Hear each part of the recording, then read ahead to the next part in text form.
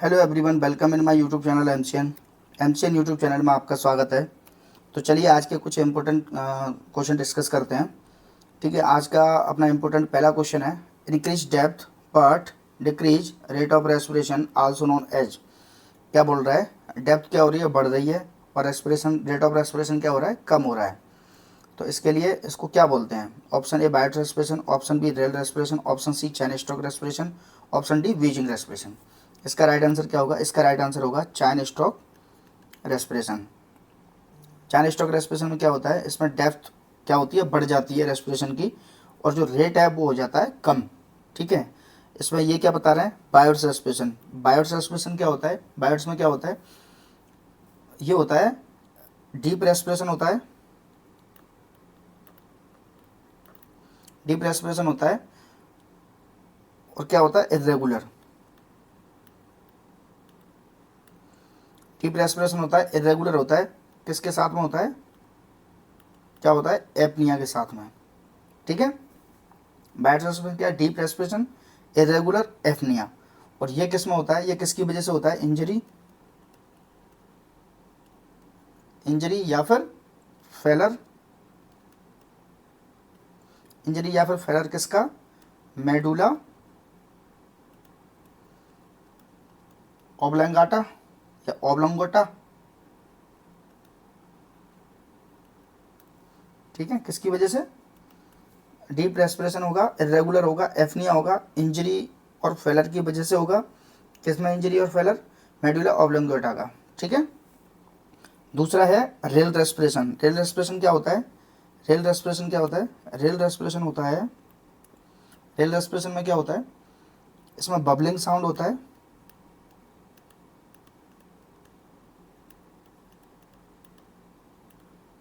Bubbling sound होता है respiration में, बबलिंग साउंड रेस्पिरेशन। व्हेन, कब होगा, व्हेन एयर पासेस,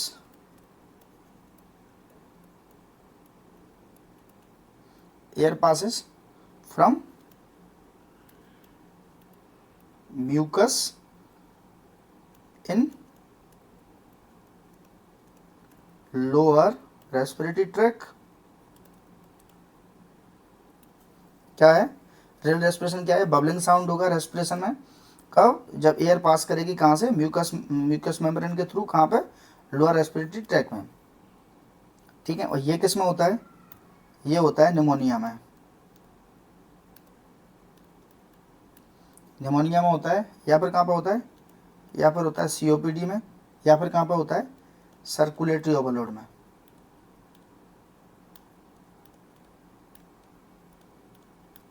ठीक है, चाइन स्टॉक में क्या हो गया, increase depth but decrease rate. और चाइन स्टॉक में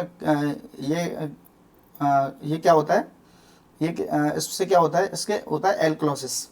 इसको क्या बोलते हैं, इंटरमिटेंट रेस्पिरेशन भी बोलते हैं। इसको क्या बोलते हैं, इंटरमिटेंट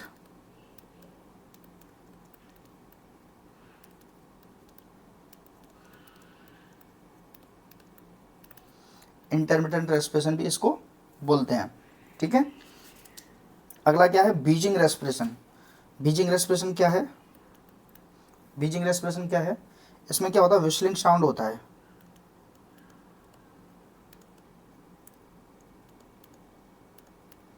विस्लिंग साउंड होता है। ये किसकी वजह से होता है, due to partial obstruction in bronchi, bronchi और ब्रोंकियल। ठीक है, समझ में आ गया। बायोट रेस्पिरेशन, डीप रेस्पिरेशन होगा, इरेगुलर एफनिया होगा, एफनिया होगा इन कहाँ पे, किसकी वजह से, इंजरी होगी, फेलर होगा किसका, मेडुला ऑब्लंगाटा। अगर कोई पूछे आपसे रेस्पिरेटरी सेंटर कहाँ होता है, रेस्पिरेटरी सेंटर, तो रेस्पिरेटरी सेंटर क्या होता है, मेडुला ओब्लंगाटा। ठीक है, आ गया समझ में। चलिए अगला क्वेश्चन देखते हैं, most common and universal pain assessment tool क्या पूछ रहा है, मोस्ट कॉमन पूछ रहा है और यूनिवर्सल पेन असेसमेंट टूल पूछ रहा है। Option A VAS, option B Wong Baker, option C FLACC, option D NIPS. इसका राइट आंसर क्या होगा, इसका राइट आंसर है Wong Baker pain scale is the most common and universal. ठीक है, वोंगवेकर। वास क्या होता है, वास होता है V for visual, A for analogous, S for scale. ठीक है, ये क्या होता है विजुअल एनालॉगस, ये कब यूज करते हैं, जब पेशेंट कैसा हो, कॉन्शियस, पेशेंट कैसा हो, कॉन्शियस, जो क्या कर सकता हो, कम्युनिकेट कर सकता हो। किसको, अबाउट पेन। कोई पेशेंट है जो पेन के बारे में कम्युनिकेट कर सकता है कि मुझे किस तरीके का पेन हो रहा है, तो उसके लिए कौन सा करते हैं, वास, VAS, विजुअल एनालॉगस स्केल। ठीक है, फ्लैक क्या होता है, फ्लैक, FLACC, फ्लैक मीन्स होता है facial, L for leg activity, ठीक है, A for activity, leg activity या मूवमेंट। ठीक है, A for activity, C for cry और C for consolidation, CONSO, consolidation. अब फ्लैग, फ्लैग किसमें करते हैं, फ्लैग करते हैं 3 month to 7 year चाइल्ड में। किसमें करते हैं, 3 महीने से 7 साल तक के बच्चे में। कब, जब पेशेंट या तो एडमिट हो ICU में या फिर सीवियर कंडीशन में हो।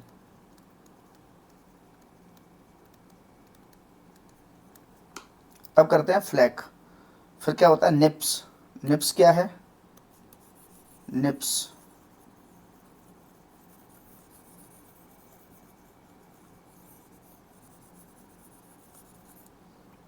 निप्स neonate, I for infant, P for pain, S for scale। Neonate infant pain scale, NIPS. ठीक है, इसको, इसमें क्या करते हैं, इसमें क्या देखते हैं, use body movement,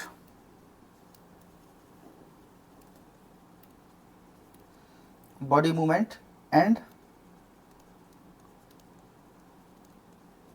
facial expression. Body movement को देखते हैं और फेशियल एक्सप्रेशन को देखते हैं, ये करते हैं निप्स। ये किस में करते हैं, न्यूनेट में और इन्फेंट में। ठीक है, चलिए अगला क्वेश्चन देखते हैं, ये आगे समझ में, ये इंपॉर्टेंट है, आते हैं इसमें से क्वेश्चन। अगला क्वेश्चन है, what is the effective nursing management to relieve appendicitis pain. क्या पूछ रहा है, नर्सिंग मैनेजमेंट पूछ रहा है, effective nursing management to relieve the appendicitis pain. एक पेशेंट है जिसको अपेंडिसाइटिस का पेन हो रहा है, उसके लिए नर्सिंग मैनेजमेंट पूछ रहा है। Option A surgery, option B ice cold application, option C medication, option D all of the above. Nursing management पूछ रहा है तो इसका राइट आंसर होगा, क्या होगा right answer, ice cold application. ठीक है, अगर आपसे पूछा जाए सिर्फ मैनेजमेंट,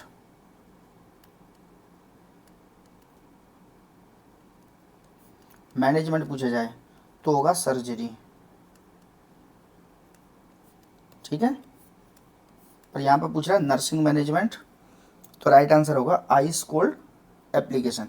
ठीक है, मैनेजमेंट पूछता तो सर्जरी हो जाता और सेकंड प्रायोरिटी पे हो जाता। सिर्फ मैनेजमेंट पूछता तो सर्जरी फर्स्ट प्रायोरिटी पे जाता, सेकंड पे जाता medication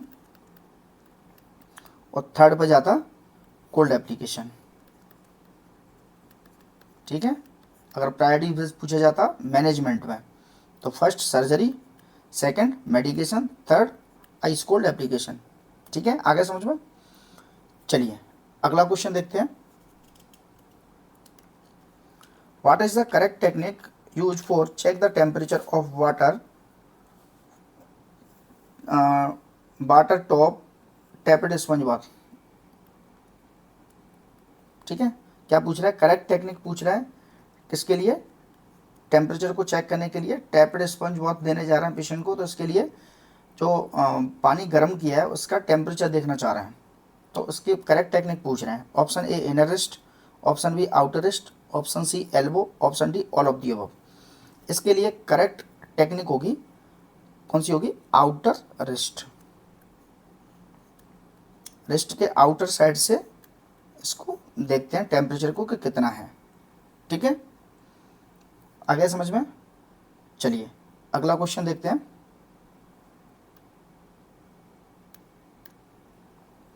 most common site for record temperature in clinical practice.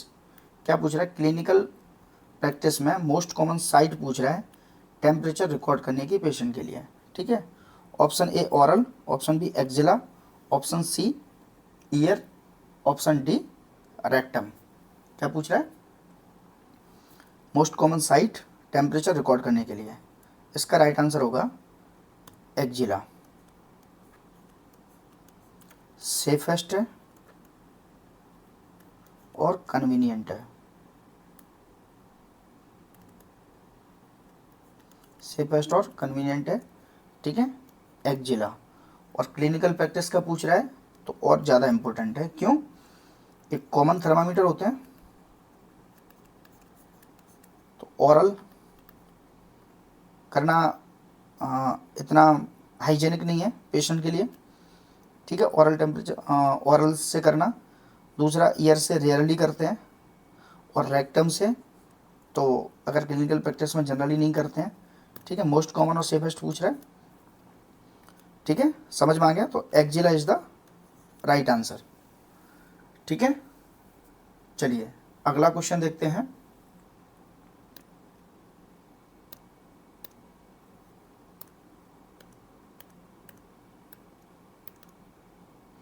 Question number 6, what is the psychiatric disorder. क्या बोल रहे हैं, what is the psychiatric disorder assess by nurse in hyperthermia. ऐसा कौन सा साइकेट्रिक डिसऑर्डर है जिसको नर्स असेस करेगी, किसमें पेशेंट को क्या है, हाइपरथर्मिया, टेम्परेचर बढ़ा हुआ है।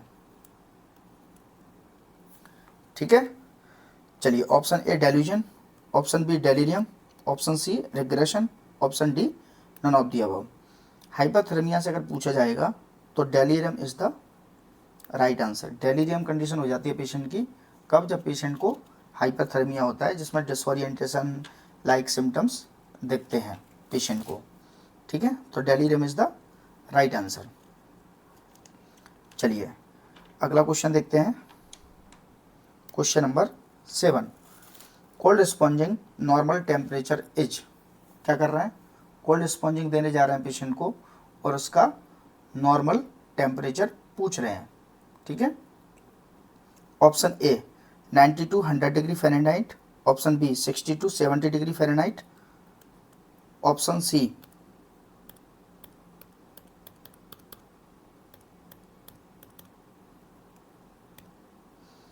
80 to 90 degree Fahrenheit, option D 70 to 90 degree Fahrenheit. इसका राइट आंसर होगा 80 to 90 degree Fahrenheit is the right answer for cold sponging. Important है, ध्यान रखना। ठीक है, चलिए अगला क्वेश्चन देखते हैं।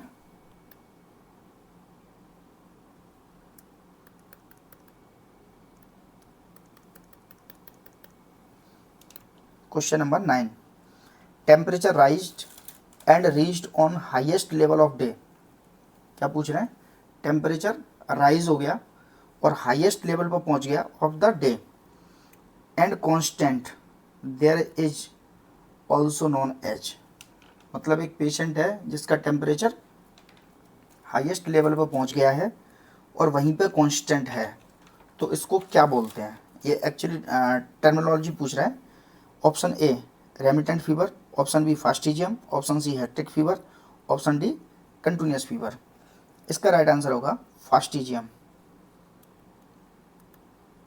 फास्टिजियम, फास्टिजियम में क्या होता है, पेशेंट का जो टेम्परेचर है वो हाईएस्ट लेवल पर पहुंच जाता है डे के, और वहीं पे ठहरा हुआ रहता है, कांस्टेंट रहता है, बना हुआ रहता है। उसके लिए राइट आंसर क्या होगा? फास्टिजियम। अगर आपसे पूछा रहा है रेमिटेंट फीवर, तो रेमिटेंट फीवर में क्या होता है?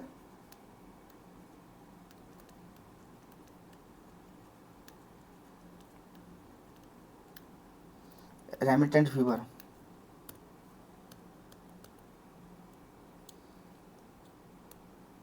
रेमिटेंट फीवर में क्या होता है?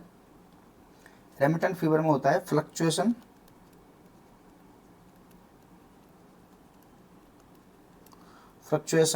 Of temperature more than 2 degrees Celsius, but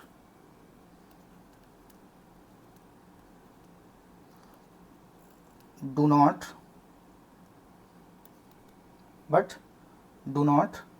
come normal in a day। Remittent fever क्या होता है? फ्लक्चुएशन होगा कितना? More than 2 degree Celsius, but normal temperature नहीं आएगा पूरे दिन भर में, that is called remittent fever. ठीक है। फिर होता है तुम्हारा हेक्टिक फीवर। हेक्टिक फीवर क्या है?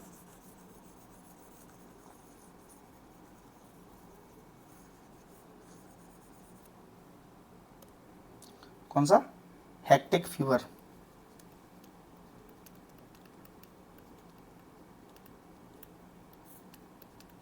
हेक्टिक फीवर क्या है? Maximum difference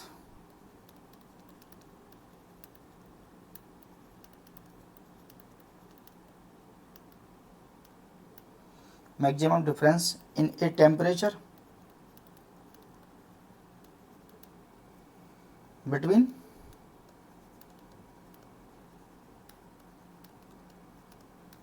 high and low. Hectic fever क्या होता है? इसमें मैक्सिमम डिफरेंस होता है टेम्परेचर में लो और हाई के बीच में, उसको क्या बोलते हैं? Hectic fever. ठीक है। अगला क्या है? Continuous fever. कंटिन्यूअस फीवर क्या है? कंटिन्यूअस फीवर क्या है?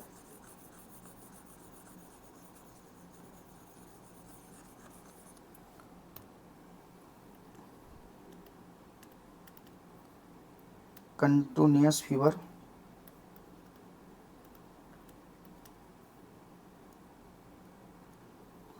कंटिन्यूअस फीवर क्या है?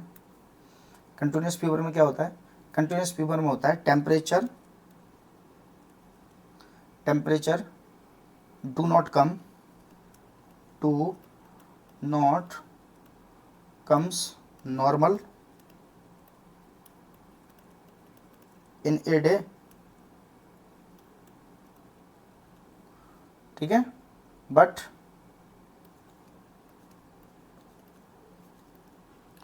Fluctuation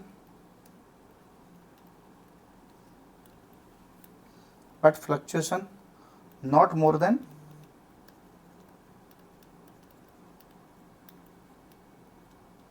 2 degree Celsius. इसमें क्या होगा?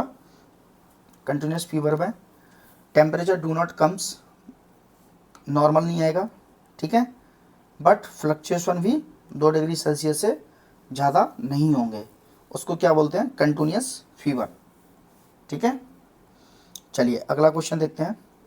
Patient body temperature between 86 to 90 degree Fahrenheit is also known as. Option A severe hypothermia, option B mild hypothermia, option C hypothermia, option D moderate hypothermia. इसका right answer क्या होगा?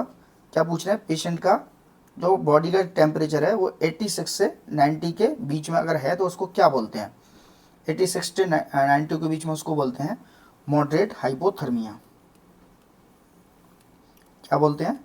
Moderate hypothermia. Severe hypothermia किसको बोलते हैं?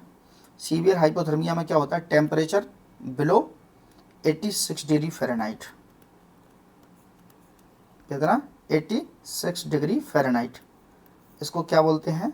Severe hypothermia. Mild hypothermia अगर पूछे तो mild के लिए होगा टेम्परेचर बिलो, माइल्ड में कितना होगा? टेम्परेचर बिलो या बिटवीन 90 टू 94 डिग्री फ़ारेनहाइट। ठीक है।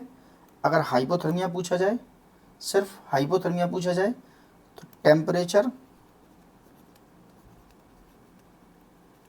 Below 95 degree Fahrenheit. ठीक है। अगर आपसे पूछा जाए मॉडरेट हाइपोथर्मिया तो 86 to 90 is the right answer. ठीक है, आ गया समझ में? चलिए, ये डाटा याद रखना इम्पोर्टेंट है। चलिए अगला क्वेश्चन देखते हैं। अगला क्वेश्चन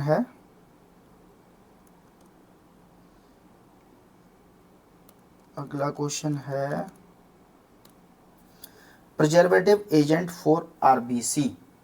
क्या पूछ रहा है? Preservative agent for RBC. Option A citrate phosphate dextrose, option B sodium citrate, option C formalin, option D all of the above. तो अगर आपसे पूछा जाए प्रिजर्वेटिव एजेंट फॉर आरबीसी तो उसका राइट आंसर होगा CPD. CPD citrate phosphate dextrose is the right answer. ठीक है। अगर इसी में ये ऑप्शन नहीं है तो फिर आएगा acid citrate, acid citrate dextrose. ठीक है, ये याद रखना है, इसमें डेक्सट्रोज होगा। ठीक है, आरबीसी का प्रिजर्वेटिव एजेंट अगर पूछा जा रहा है तो उसमें डेक्सट्रोज होगा, ये याद रखना, ये इंपॉर्टेंट चीज़ है। ठीक है। अब अगर पूछा जाए आपसे कि आरबीसी के प्रिजर्वेटिव एजेंट में लेटेस्ट कौन सा यूज करते हैं, तो लेटेस्ट में आता है सीपीडी ए। ठीक है, CPD A use in preservative agent. ठीक है। चलिए अगला क्वेश्चन देखते हैं। What is the important use of dextrose in store the blood और आरबीसी। ठीक है, क्या पूछ रहा है? इंपॉर्टेंट रोल पूछ रहा है किसका? डेक्सट्रोज का। मैंने अभी बताया था डेक्सट्रोज होगा उसमें, तो इंपॉर्टेंट यूज पूछ रहा है किसका? डेक्सट्रोज का। स्टोर करने में किसको? ब्लड और आरबीसी को। Option A increase life span of cell, option B use of preservative, option C provide nutrition to blood cell, option D use as anticoagulant. देखिए डेक्सट्रोज एंटीकोगुलेंट तो नहीं है। ठीक है, यूज ऑफ प्रिजर्वेटिव ये अकेला यूज नहीं होता, यूज होता है लेकिन अकेला यूज नहीं होता। ठीक है। Increase of life span, life span इसकी प्रायोरिटी पर नहीं आएगा, इसकी फर्स्ट प्रायोरिटी पर अगर पूछा जाएगा तो इसकी फर्स्ट प्रायोरिटी पर होगा provide nutrition to the blood cell. Provide nutrition करेगा तभी इसका लाइफ स्पान बढ़ेगा। ठीक है, तो फर्स्ट प्रायोरिटी क्या आ जाएगी? Provide nutrition to the blood cell. अगर आपको पूछा जाए कि आरबीसी कितने टेम्परेचर पे स्टोर करते हैं, तो आरबीसी करते हैं 2 to 8 डिग्री फ़ारेनहाइट पे। ठीक है। अगर आपसे पूछा जाए ड्यूरेशन, क्या पूछा जाए? ड्यूरेशन, तो ड्यूरेशन होता है इसका 35 से 42 डेज, 35 to 42 डेज। ठीक है। इसका ट्रांसफ्यूजन का टाइम पूछा जाए तो 2 to 4 hours. Transfusion time 2 to 4 hours. कई क्वेश्चन आ गए इसमें। ठीक है। और अगर आपसे पूछा जाए कि फर्स्ट 15 मिनट में कितना ml देना चाहिए, फर्स्ट 15 मिनट, फर्स्ट 15 मिनट में, फर्स्ट 15 मिनट में 10 to 20 ड्रॉप पर मिनट। ठीक है, 10 to 20 ड्रॉप पर मिनट। ठीक है। अगर आपसे पूछा जाए कि कितने से ज़्यादा नहीं देना चाहिए, तो not more then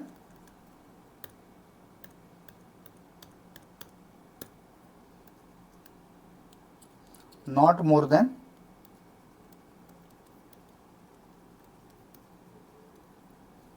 not more then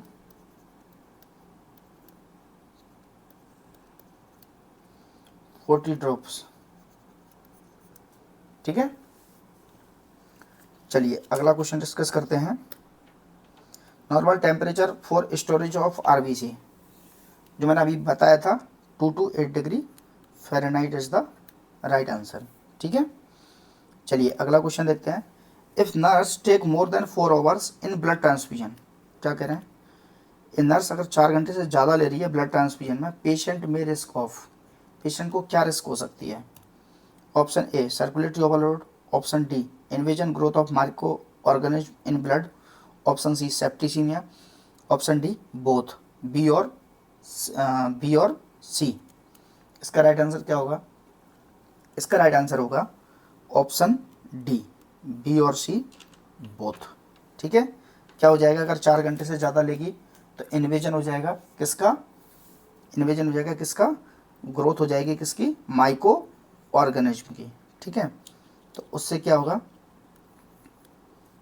उससे क्या होगा, पेशेंट को रिस्क बढ़ जाएगी किस चीज़ की, सेप्टिसीमिया की। सेप्टिसीमिया क्या होता है, सेप्टिसीमिया को ही, सेप्टिसीमिया की डेफिनेशन अगर पूछे तो क्या है, invasion growth of micro organism in blood, that is called septicaemia. ठीक है, चलिए समझ में आ गया। अगला क्वेश्चन, अगला क्वेश्चन है what is the observe by nurse when internal bleeding in a patient due to thrombocytopenia और डेंगू। एक पेशेंट है जिसको क्या हो गया, डेंगू हो गया है, थ्रोम्बोसाइटोपिनिया, इसमें क्या है, प्लेटलेट क्या हो गई है कम, ठीक है, बहुत ज़्यादा, तो उसमें क्या है, थ्रोम्बोसाइटोपिनिया बोलते हैं उसको। एक पेशेंट है, डेंगू का पेशेंट है या थ्रोम्बोसाइटोपिनिया, एक ही चीज़ है, तो इंटरनल ब्लीडिंग अगर हो गई है पेशेंट को तो भाई नर्स क्या ऑब्जर्व करेगी, तो epistaxis, option B petechiae, option D melena, option D hematuria. तो डेंगू और थ्रोम्बोसाइटोपिनिया का अगर आपसे पूछा जाए तो इसका राइट आंसर क्या होगा, इसका राइट आंसर होगा पिटाची। ठीक है, petechiae is the right answer thrombocytopenia के लिए। ठीक है, अगर आपसे पूछा जाए कि प्लेटलेट के वो कितने प्लेटलेट को कितने डिग्री टेम्परेचर पर रखा जाता है,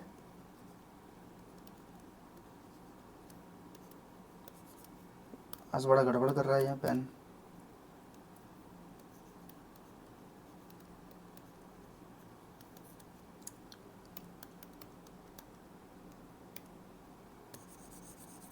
प्लेटलेट के लिए अगर आपसे टेम्परेचर पूछा जाए, प्लेटलेट के लिए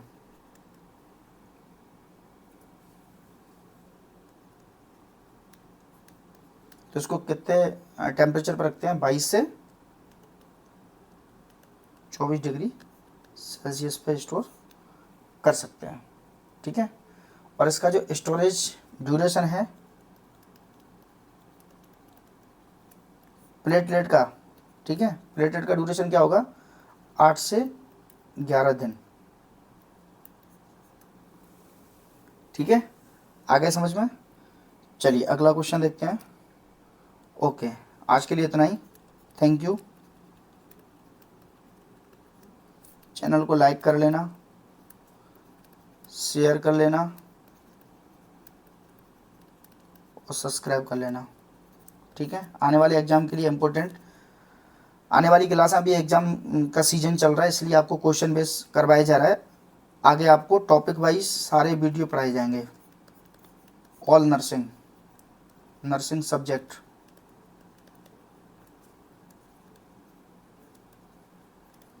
वो भी फ्री ऑफ कॉस्ट, कोई सब्सक्रिप्शन नहीं लेना, कुछ नहीं करना। ठीक है,